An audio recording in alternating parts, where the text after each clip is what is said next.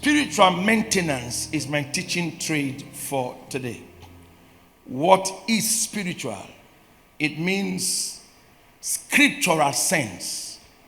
What is maintenance? Maintenance means to reinforce or to reinforce.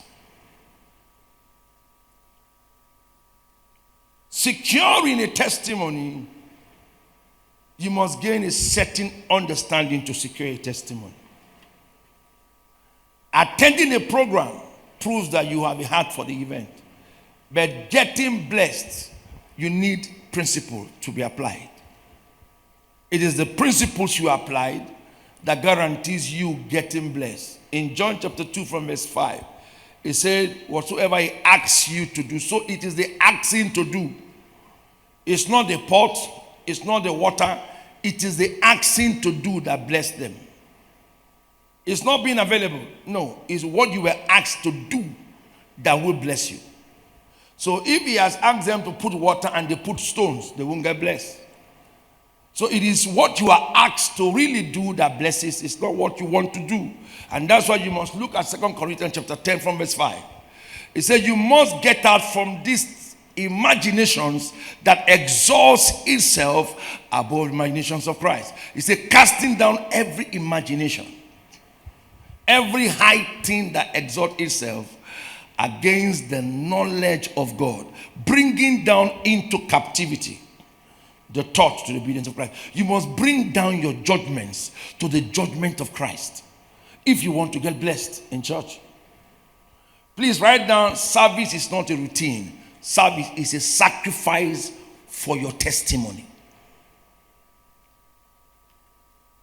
Programs we do in church are not for show. They are kingdom investment for the risings of men's glory. And that's why you must change your approach to church.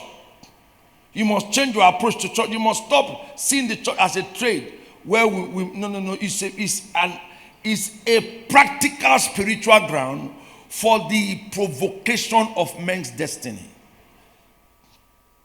We must begin to launch our heart to the gospels of the earth, reaching to the nations of the world through our services to God. How far can we go from here? How far can I serve God from here? Let's not bring our father's traditions of the rituality of serving God. Behave like occultic people. No. This is an act of spirituality. Now, in 1 Samuel chapter 10 from verse 16, there was this drama here about a lost axe by Saul. But I was shocked when he was asked a question, how he answered it to his uncle, and he said to him plainly that the axe were found, but the matters of the kingdom he never did told his uncle. Then that struck me. When you start allowing people play down your walk with God, you are losing touch of your own throne. Write it down. Thrones are not gifts, they are sacrifices. Write that down, please. You are losing touch of your own throne. Thrones are not gifts, they are sacrifices. You can't finish serving, for example, the choir now. After 8 days, the next service day you are not there. You are wasting kingdom resources. The next service day she would have poured you up to serve better. Now that I did this 8 days, let me fortify my cloud so the testimony will come faster. Is that not what you're supposed to be doing?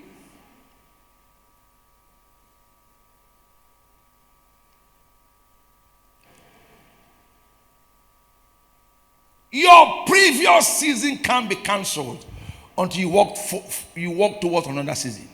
It's what you do to this season that brings forth the next one. Attending church does not make a difference. It's what you do when you come to church. I mean, it's like, this man is a leader, and I gave him instruction, and he went and told them, make him do what pastor say. As he passed the instruction, follow me now, or I say it. Make him do what in pastor talk. As you not pass the instruction, with that statement, take care of the instruction. What is he supposed to do? To act, Abi. Professor, act, Abi. And that's why you can tell why there are no results in the church. People just say, God said. God said. God said. God said. That's all. Saul understood. Look at me, please. Saul understood it. That if he opens his mouth and say he's going to be king, that his uncle would have dealt with him first. You see, Christianity is not for the cheap. Write it down. There are too many. You see, if I was not a pastor, I would have been. Let me just say something that will look a kind. No, I'm telling you, it's not for people like you that I'm seeing. No, it's for men with a heart of service. You are either following God or you're not following God. Chicken mind, chicken head, chicken heart. You have a throne ahead of you. Something bigger ahead of your life. And you are cajoling with it. You fast when you like. You pray when you want. And you want success.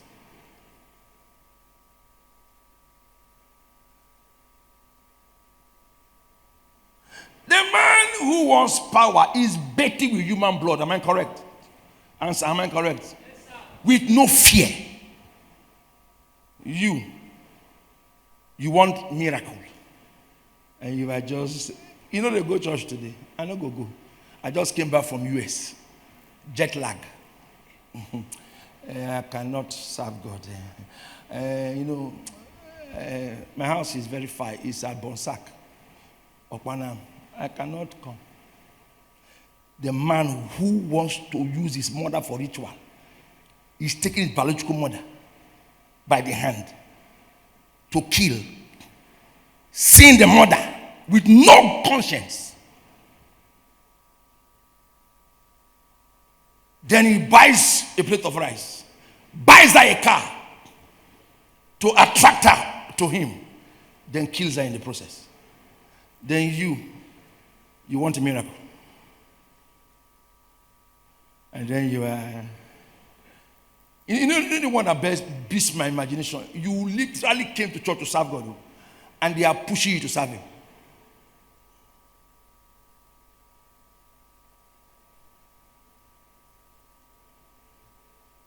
Say play keyboard. Say, I need to play. Leave me alone. I need to play keyboard. I need to play. Leave me. I need to play.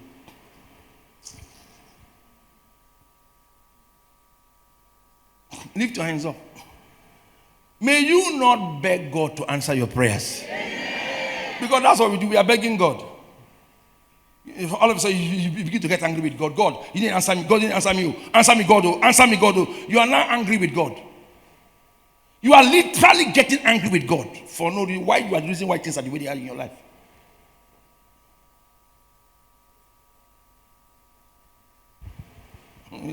He said, why are things like this now? No, everything is blocked. Things block. You see this wall like this? Look, all of you look at this wall. If you hit it the first time, it's as if there is nothing happening to it. As you consistently hit that wall, one morning you will get up, it will fall down on its own. That is how serving God is. You will think nothing's happening to you. You will think getting up at 4 to come to church is a waste. One morning you will get up. You know that you have invested so much in the air, and then you should just drop one. Bam! That's how God works. When you relent, you suck your energy back to square one. And that's why you should mind your friends in church. The devil will use the people you know. Adam was used by Eve. He didn't use Satan. It was Eve that was used against Adam. And Eve ruined Adam's privileges. Lift your two hands up. Everything you do for God will not be a waste. Lift your two hands up. You won't serve God for 8 days and there is nothing to show for. There will be proof to show for. If a child goes to school and come back, what do you ask for? It's not a result. Do you ask for food? Answer. Do you ask for food? What do you ask for? If the child does not come back with results, what will you do? Answer me, and what will you do now? A young man I knew many years ago in the bosom. The parents are rich. He went to school. Came back after 4 years. One day I was in the house to pray for them. I told the man, this child is not going to school. He said, Daddy, my son does not lie. For those of you who said that, I pity you. You say, my son does never lie. I say, no, wait, no problem. I said, go to that school yourself and check. This guy is not in school. The boy paints, snap picture of the school building and everything. And so they didn't go. Sweetheart, after 4 years, it was time for youth service. No, school does not lie. It was time for youth service now. Oh, yeah, go now. He went and sold khaki.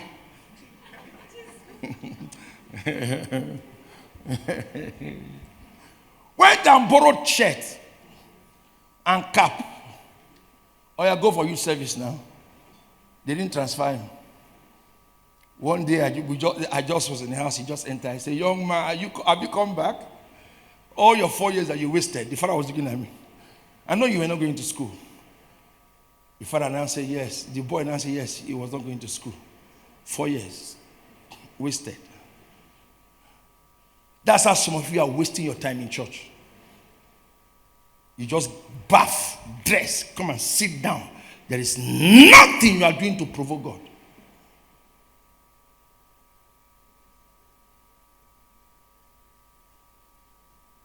Nothing. Nothing. God is not challenged by you. Nothing.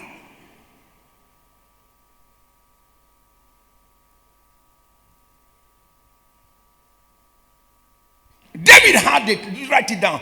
David had a throne destiny, but he needed to triumph over Goliath. You have finished an 8-day event. You must now groan for result. Lord, my answer must come. Say amen to that now. Amen. I won't be barren anymore. Prophecies have gone forth. The number 2 pastor that came here spoke to me. I caught it. You are using those things as a weapon to settle your own life. This pregnancy will not, I won't lose it. No! I heard it from the altar. You are catching the things you have heard. You engage a fast for yourself.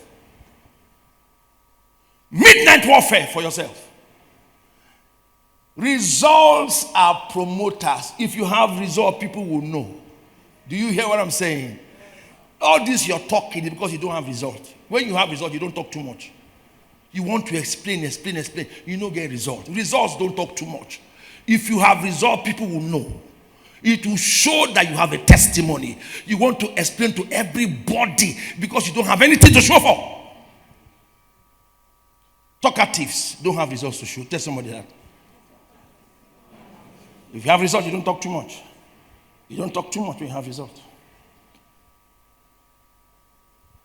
Lift your hands. May you not lose your testimonies. May we not come back 2026 and you're saying, hey, you don't come again. Real board, levels above levels, all these confessions, self, you didn't work for me. What did you do at the course of the event? Nothing. They say it's time for prayer. You didn't pray. Judgment hour, you didn't attend. They say camp here, you didn't camp. Everything you were asked to do, you break all the laws. Okay, now it's time for message. They are preaching, you didn't take note. The man of God came and stood even before you like this. Walked, and came and stood like this before you and said, and just made a statement and said, it is finished. You just say, amen. And just say, what has finished? The person just walked towards you and stood before you and made a statement that struck your heart. Nothing happened to you. After 8 days, on Sunday, you were having a party at a restaurant. Man, the program was wonderful. What an event. You see that uniform? You snap a picture. You snap her? Yes, you put her online? Yes, sir. Please snap me again.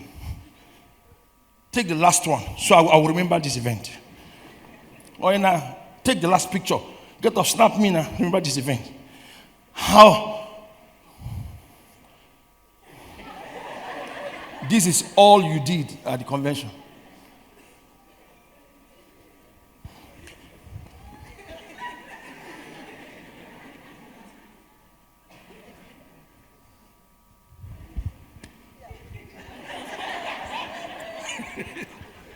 This is all you did at the convention. You are still not married. You don't have a child. Things are tough. Things are bad in your life.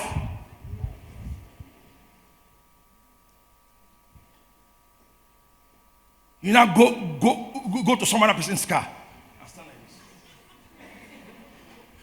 Hallelujah, it is over.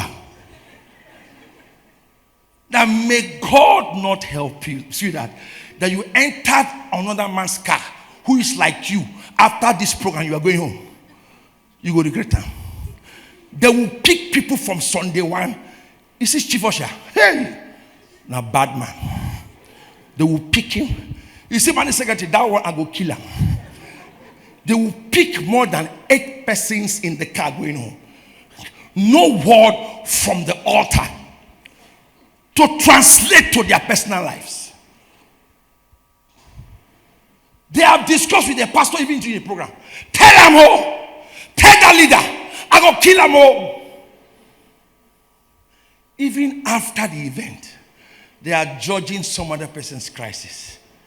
The blood pressure is still there. Poverty is dancing before you like a kuso. Barrenness is refusing to leave you. Your baby is threatened. But we had men like Bishop Abioye, Pastor Martha Shomolo, Bishop, my father in the faith, actually may pass through this church. They passed through this house. And you allowed it to go like that.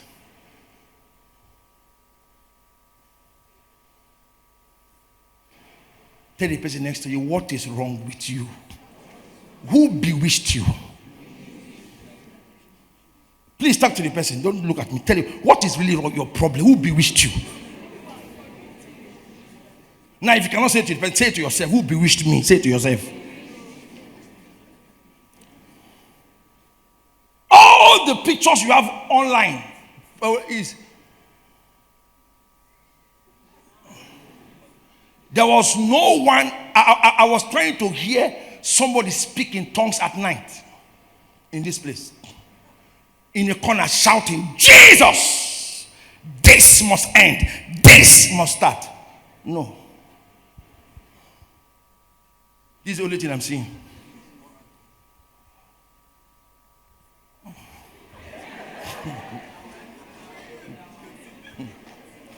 With a bowl of chicken. And then when they call you now, come and say that you'll be angry and rebellious. Write it down. You don't need attention when you are wicked. Foolish people don't need attention. Don't give them. They don't deserve it. Give attention to a wise man. And that's why you are praying God's answer, because you're not wise. You're not a wise person. You're just not a wise person. 1 year in one problem. Are you not seeing that you're not wise? David said, I know the devil will come after me. Look at 1 Samuel 17, 26, 58. After he brought Goliath down, what next? He knew that an enemy will rise. In verse 18 to verse 5, the Bible said David behaved himself. Oh my God. He behaved. He knew what to do.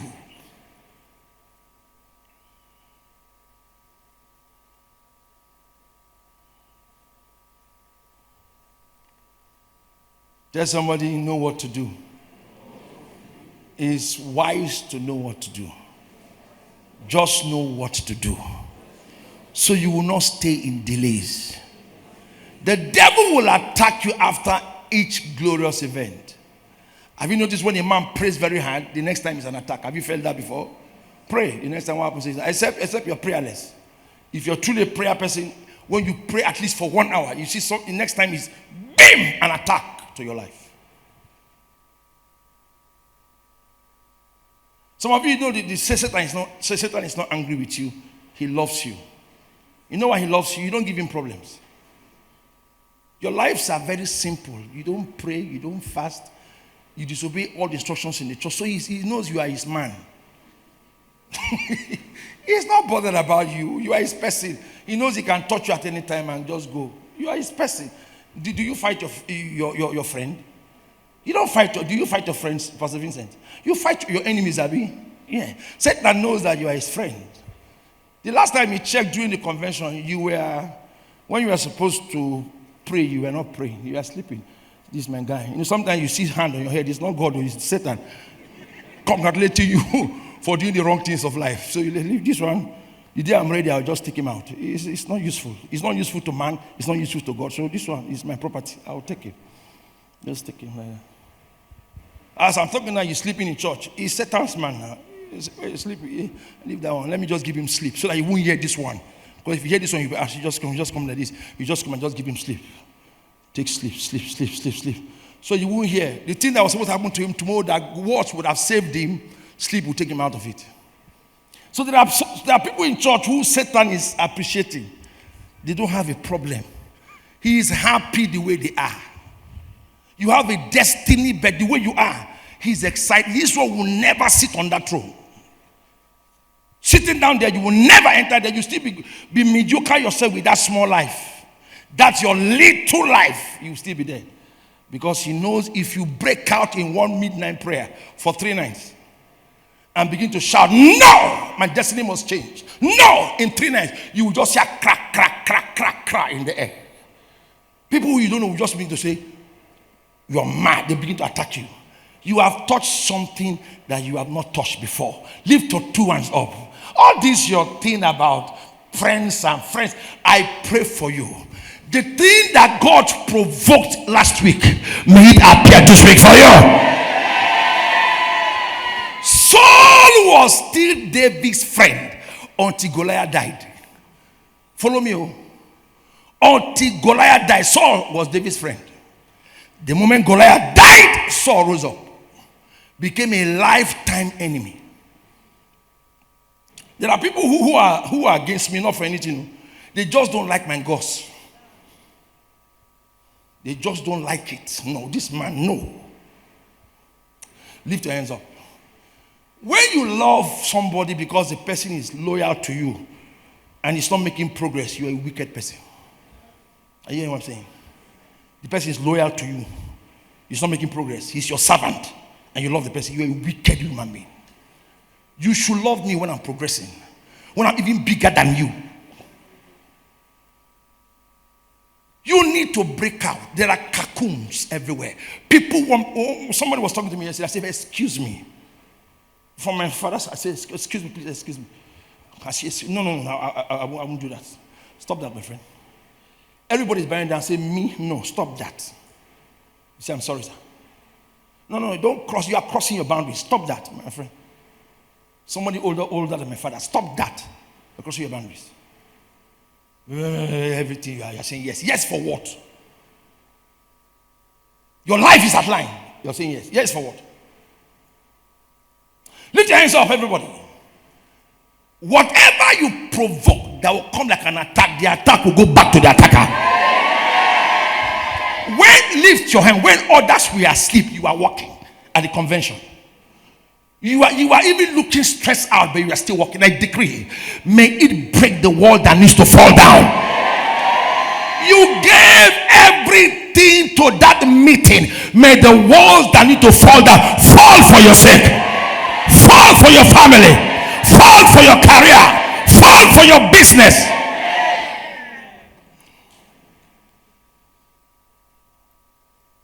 That'll be story. Let me try to end here now. 3 things you must do. Go out here and repeat all the words you heard that connects to your life at the course of the convention. Not just my own, the ones that the men spoke, even the ones that the singer spoke, the ones that the choir, anything you caught that is aligning with your life. God, this must happen to me. Get the CDs, go online, get the tape, get the flash, go online. Take testimonies that will change your life and put them there. And number 2, be aggressive now with your service to God. Results don't come cheaply. Go back and get aggressive with your service to God.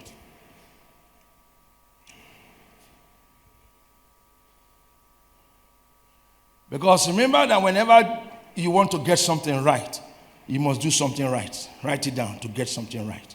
Write it down. If you want to get something right, you must do something right to get something right. Get aggressive with your life. Now, I think I have to serve God better now. No. What I did to get here is not enough. I need to do something bigger to get there.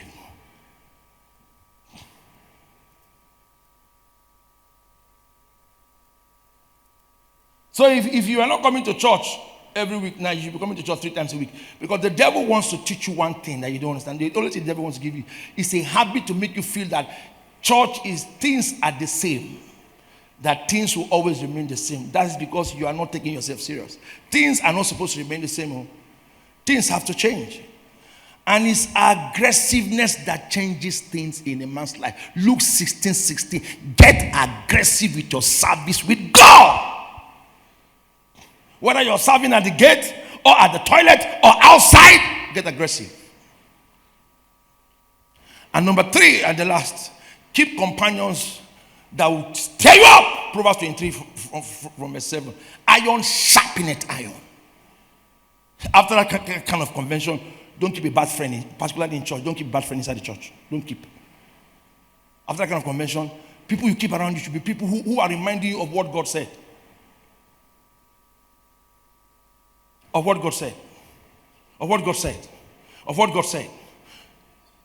If you look at me, don't laugh, but if you want to laugh, you can laugh. Voluntarily just avoid them. If you're carrying them in the car, tell them your car is full, even when it's not full. Let them know you are avoiding them. Because they will pollute your atmosphere.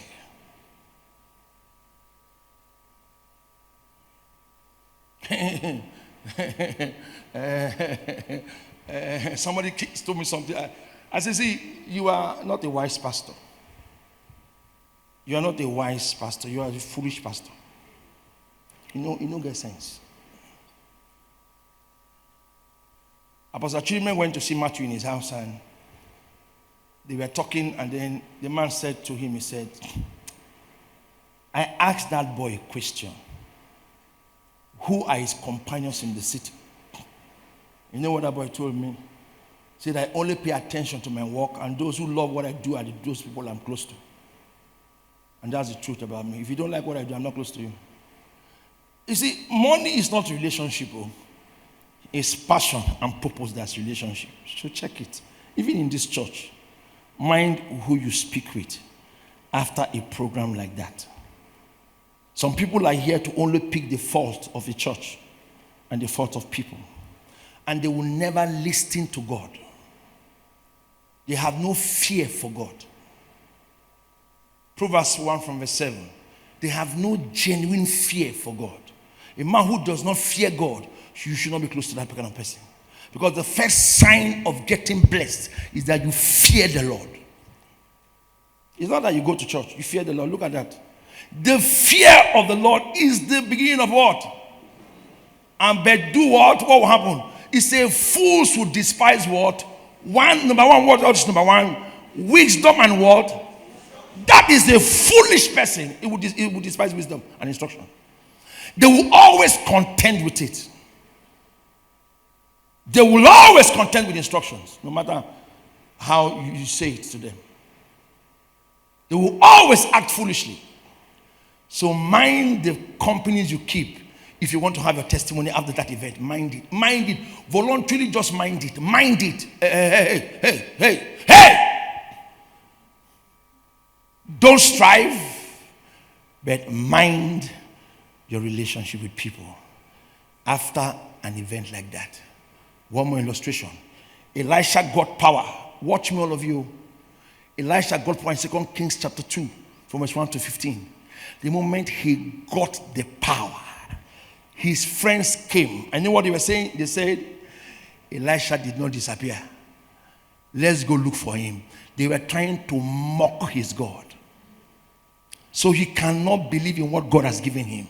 Some people who you think are close to you, they are mocking that you serve God. You think they are your friends? They are even in this church, there are people you talk to who only enjoy as you're sitting down in church. They are okay with that. The day you begin to get serious with serving God, they'll stop getting close to you. No, they will just stop. Let's go to church. Let's pray. Stop talking like this. You will see them again around your life. Mind the people you keep in your life when you finish such an event. So the cloud the Lord has prepared for you will invest His beauty in your life. Clap for Jesus, everybody.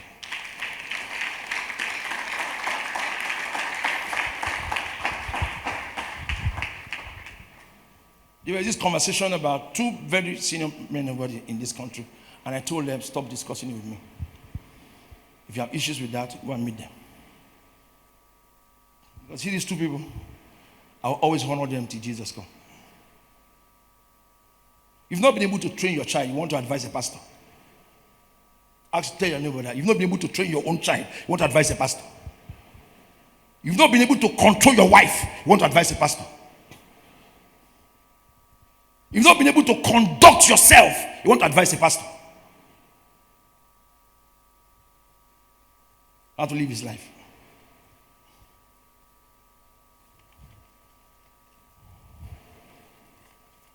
Are you with me? 7 things you must do. Everybody who finds themselves inside the church. You can go to Facebook and go and take advice. But if you're genuinely serving God there, this advice will help you. Nobody should come to church and go without getting a feel of what the church is. And it's not the pastor that establishes members in the church. It is the members of the church that establishes members what? In the church. In Acts chapter 2 from verse 40 to 41. Peter preached a sermon and 3,000 gave their life to Christ. Oh yeah, let's come. All of you can. Come to the altar. 3,000 gave their life to Christ. The moment they gave their life to Christ, what did Peter do? They divided the church in groups and in houses. Be smart. When I call you, come smart. In groups and in houses. What were they doing? They were multiplying the church. In Acts chapter 2, Acts chapter 3, Acts chapter 4, multiply. These ones went out, brought more people. Go. These ones went out, brought more people. Go and bring 5 persons. You, this way. Bring another 5 to the altar. Bring another 5 from the congregation. Bring another 5 from the altar. Bring another 5. Bring another 5. Bring another 5. Bring. This is how they multiply the church. The pastor's assignment, Acts chapter 6 from verse 4. Look at the pastor's assignment. Bring 5 people to the altar. All of you, bring them. I give instruction, you are sitting down. That's the problem with you people.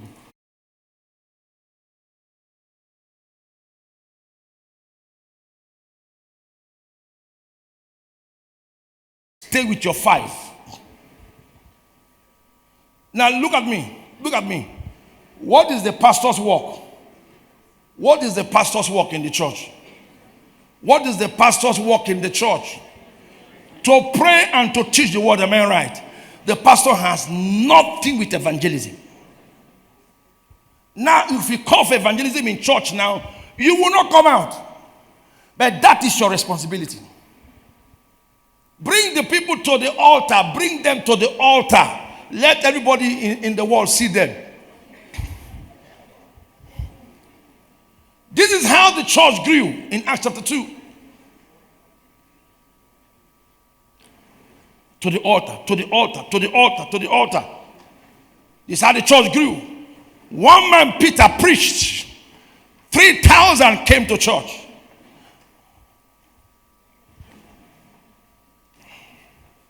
The 3,000 that came to church multiplied herself. Then the church began to grow. The pastor's business, everybody to the altar. Whatever you're afraid of, I don't know. To the altar. To the altar. 3,000 gave their life to Christ. Then that 3,000 began to split and bring in more people to church. I don't see any church in this town that can stand the grace we carry in this house. It is you that's not multiplying the church. When you sit like a chief inside the church and don't want to go down to win souls, how will souls come to the church? Your close friends don't know Jesus. Those you do business with, they don't know your church. The disciples did not go out to preach. It's the 3,000. They went from house to house, house to house, house to house, house to house, house to house, house to house, house to house, house to house, in Ogwashuku, in the Buzo, house to house, making people come to their God. Let's not mistake this thing. People think money is the reason. No, money facilitates the gospel, but people facilitate men. It was one message that was preached. Just imagine that you carry one of the testimonies we showed here, put it in your phone every day, and show it to somebody. Will the person not follow you to your church? Take Grace's testimony. Take Shine's testimony. Take Ogechi's testimony. Leave the others. Take that little boy's, the sports guy testimony, and show your friend. Will they follow you to your church? You are busy doing prayer. That don't make sense. Those things you do, as long as the gospel is multiplying, you are also increasing your own wealth as a believer. Some of the things that grows in life is not hard working you out. It's how good you are to God. Then He now begins to show you mercy. And that's where things begin to grow. Now this is the church. One message was preached. So every man that entered here at the convention will be our responsibility to bring to church and establish them. There is no rich man in church. We are all children of God. If you are rich, use your money and get people saved. Organize crusades. In case you are claiming to be rich, organize crusades. Organize crusades. Let me see you organize crusades. Pay bills. Buy devotionals. Share everywhere. Do crusades. Clear bills for the church. Make the gospel easy for the man of God.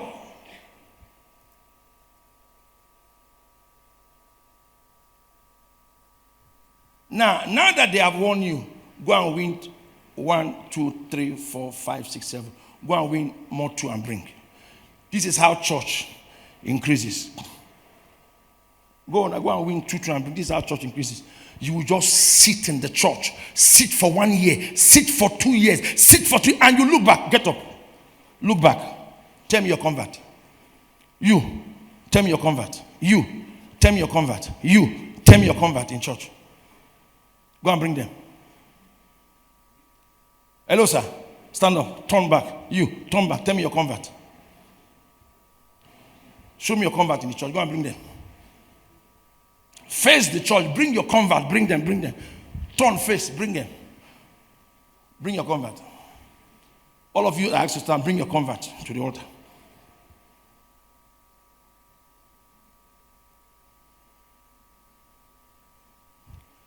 Now, some of you are as old as this church. Am I correct?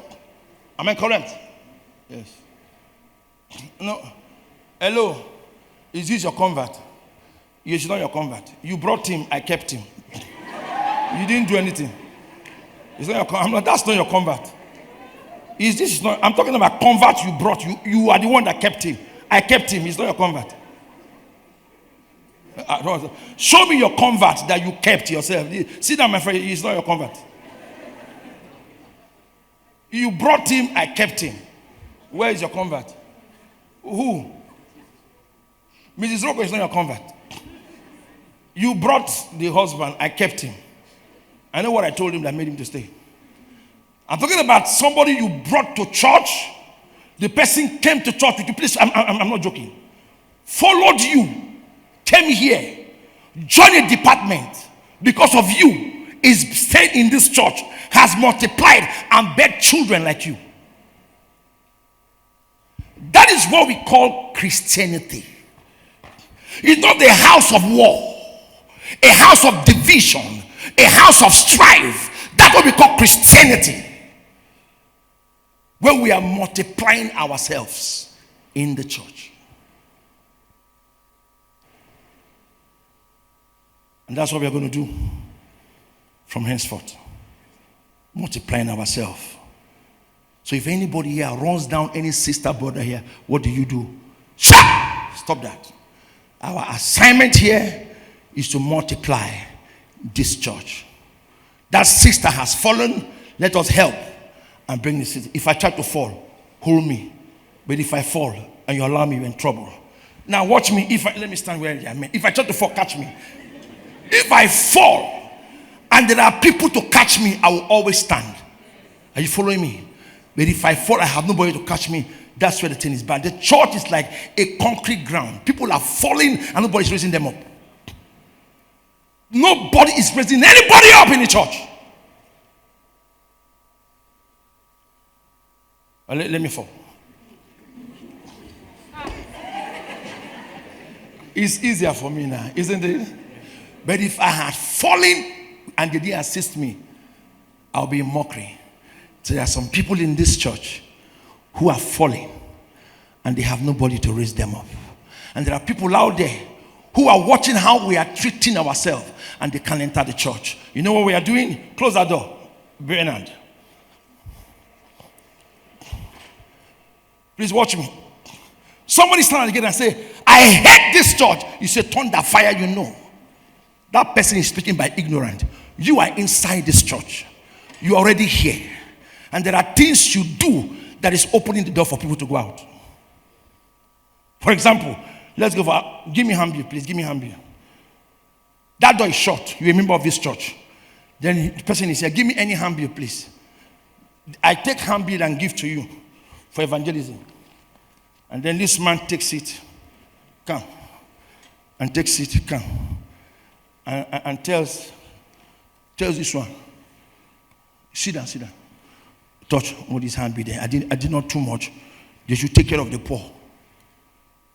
And he has not given money before to anybody. Then take the hand bill and put here and walk away.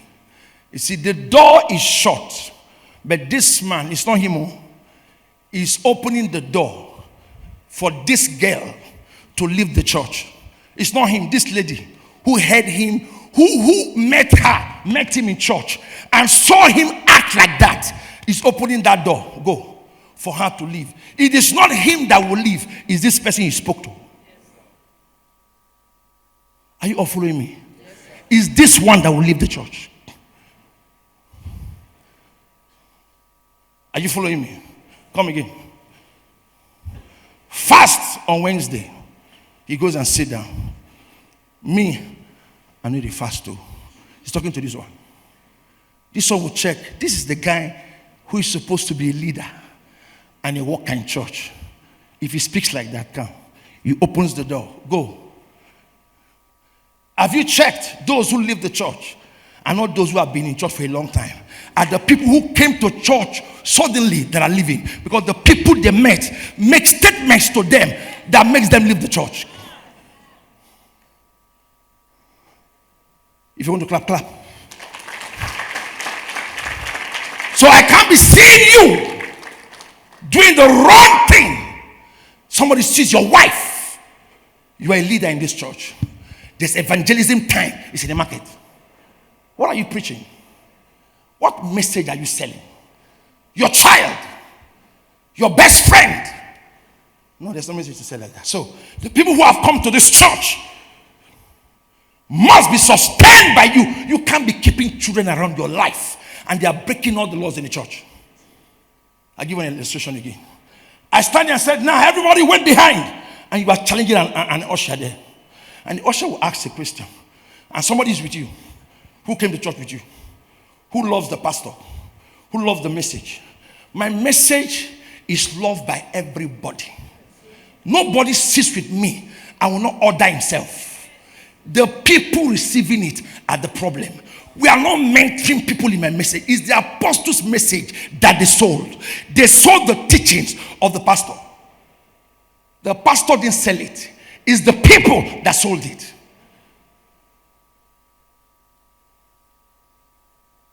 Then as you're going at the usher, say, wait. You now start shouting at the usher. But this newcomer just heard you say, I am close to daddy. Abi, answer now. You are close to daddy, Abi.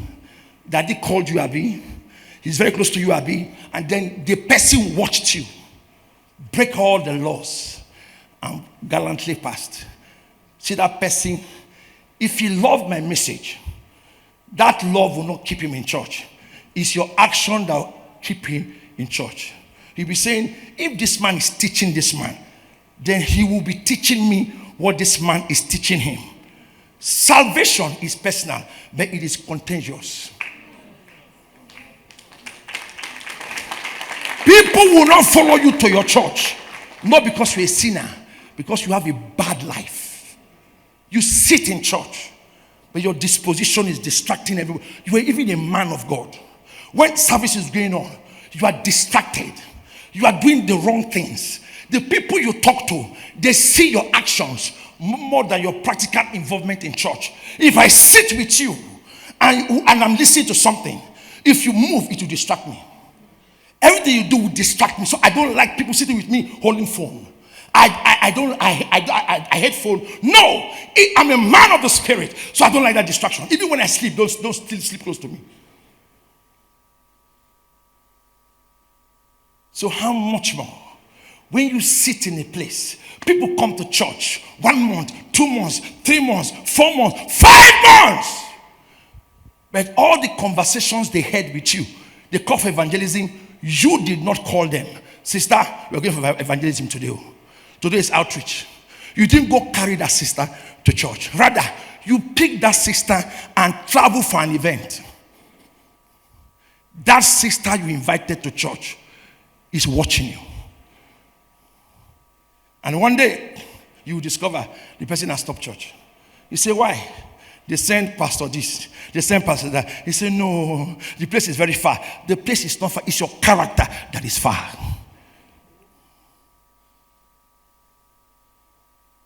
You talk too much. You talk too much about the people who are around the church.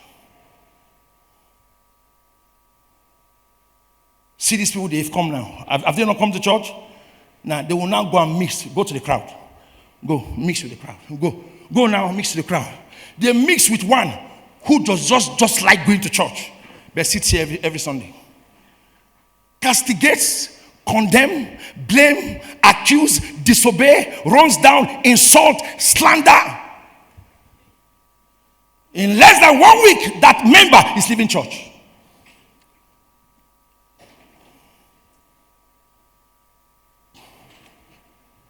Mix with them. Mix. There are some people who even came out here to serve God. When I made the altar call, they are not serving God. You know why they are not serving God? They met with you and you told them that department, no enter. You are their mentor in the church. So the church is never the problem, it's the people in the church that is the problem. Are you following me?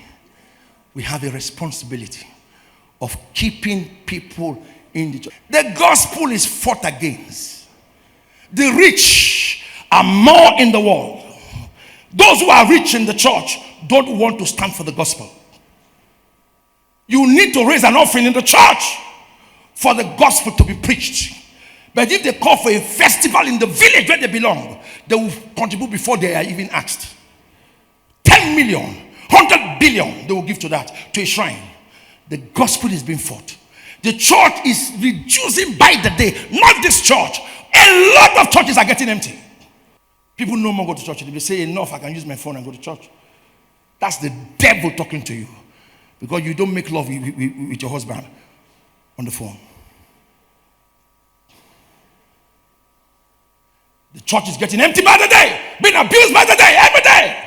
Because somebody comes from the club to serve God in the church, then sits close to a sister in the church who just sits down in the church, and everything she does is to condemn everything done in the church.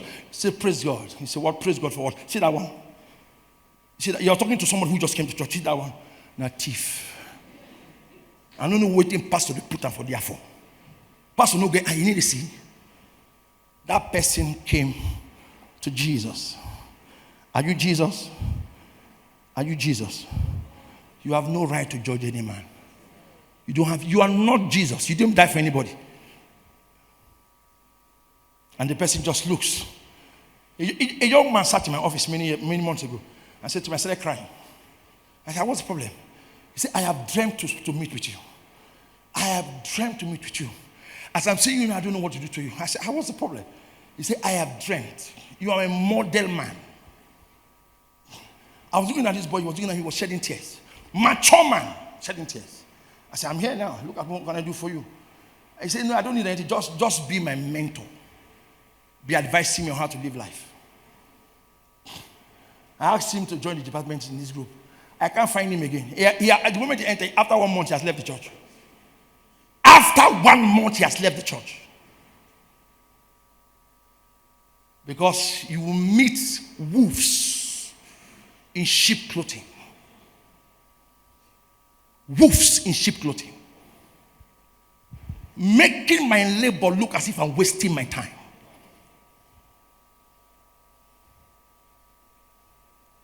Bow your heads and pray for yourself.